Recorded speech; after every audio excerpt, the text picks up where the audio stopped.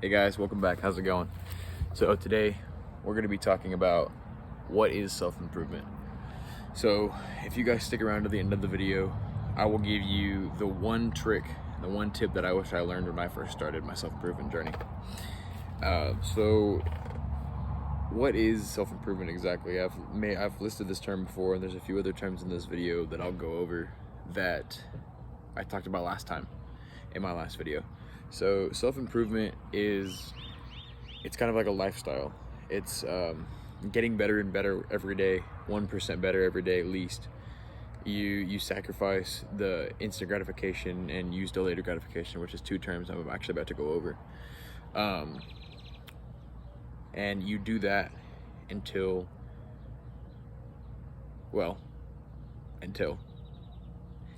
you make it to where you want to go. And then even then, it's still getting better and better every day, so you never get complacent. So one of the terms that I just talked about was instant gratification, and that's the bad thing. That's the thing that kills potential. It's comfort. It's the piece of chocolate. It's the first marshmallow. I don't know if you guys have ever heard about that study. If not, you should go look up the first and second marshmallow studies. It's pretty cool. So, the instant gratification is the activities that feel really good now, but in the future they're detrimental to either your potential, your income, your health. Like let's say this here is a piece of chocolate. It's not edible, but let's say it's a piece of chocolate, and I'm like, this looks really good, so I eat it. All right. And it tastes really good on like my tongue and my lips and stuff. And then like 2 hours later from now, as an example, like, do you think I would feel on top of the world, like fantastic, because I ate this piece of chocolate? I mean, probably not. What I'm gonna feel is I'm gonna feel slow and sluggish because I ate the chocolate. Okay. But if instead of eating the chocolate, I go drink a cup of water, I'm probably gonna feel better 2, 3, 4 hours from now, right? It's gonna make me feel better, feel like I've been more productive, okay? And delayed gratification is the exact opposite. It's essentially delayed gratification and discipline are the exact same thing. They work hand in hand. Delayed gratification is doing the activities that don't seem very nice now, like meditating, going to the gym, journaling, eating the clean food, eating the nice food. And then it's gonna benefit you more in the future, whether that be an hour from now, 2 days from now, 2 years from now, who knows? So some instant gratification activities that are pretty bad for you, which I mean, well, all of them are, but the ones that I can list offhand are probably sweets, junk food, video games, porn, masturbation. You got your this is another one I just thought of. Impulsive spending, or like anything that's like super impulsive, like anything that you know is probably going to get you in trouble in the future. Like if I went and dropped like $500 on, I don't know, something I probably didn't need, that's a form of instant gratification, and I'm probably going to regret that later, because but delayed gratification is anything that can benefit you in the future. It's going to be going to the gym, it's going to be reading, it's going to be meditating, journaling, drinking water, eating clean, stuff like that. And it's not very easy, I'll be honest. But the third term I wanted to talk about, and this and one other thing I'm going to talk about in a second, is going to be, and I said one thing that we were going to talk about, but it's actually two things. This term right here is dopamine detox, and then the other thing I'm going to talk about is two things that are going to completely catapult your startup to self-improvement and keep it going.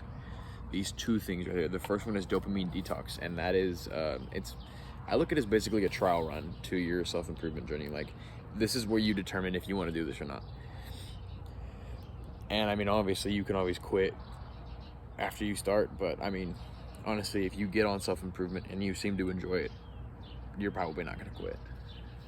But the dopamine detox, what that is it's essentially a trial run. It's like 2 days to a month. I did a month for mine back in September when I first started. Horse flies, man. It's when you take a step back from the world. You get off the social media, you get off the video game, you get off the porn, you get off the mat, you get off all the noise, you get it all out, and you just completely stop, and you move into good habits like journaling, meditation. I filled up half a journal just in my first month of the dopamine detox. And this isn't something you do all the time, because you're in self-improvement. You're still allowed to implement these things here and there. Like, you're allowed to have instant gratifications. It's normal, but don't let it make you comfortable. Like, don't get comfortable with that. So this is where you weed out everything like that, and you don't go crazy extreme, but you're not lenient. You're not that lenient on yourself. So what you're gonna, like, what I did is I cut out all that stuff, and most of the time I wouldn't even be home. I would go work. I would go hang out with friends. I would go to the skate park. I would go for a run. I would go outside and run because it's so nice. I would go to the gym. I would do anything to distract myself from my phone, scrolling on social media, being on my laptop, being on my computer, anything that wasn't really productive. Like, I would do productive work on my computer, but that was about it. So doing a dopamine detox is, it definitely helped. It made me realize that it is something I'm interested in. It is something I want to do. And then the one thing that you can focus on the most to help you with your self-improvement journey is going to be your mental health. And you can, I know it's kind of ironic, you can better your mental health by taking time to yourself, by meditating, by journaling, by picking up a hobby, anything like that. But if you focus on your mental health first, it's easier to get the instant gratifications out of here. Because, and you really think about it, bad mental health is the problem, and the symptoms and the side effects are video games, social media, porn, junk food. Do you think that a person with bad mental health would do those things? Think about that for a minute. That's crazy. And I've just now started realizing that. Like, I've just thought about that a little bit. And I've thought about, like, if you take care of your mental health first and you kind of check yourself and you get into a better hobby, something that's more productive, like any of the things I listed, other things too. It doesn't have to just be those things. Those are just the things that pop off of my head. If you do those things and you focus on your mental health, it's going to be easier to stop all the stuff that seems impossibly hard to get rid of, all the stuff that you do on a day-to-day basis. Anyway, guys, that's all for today. Hit the like and subscribe button, and I'll see you next time, guys.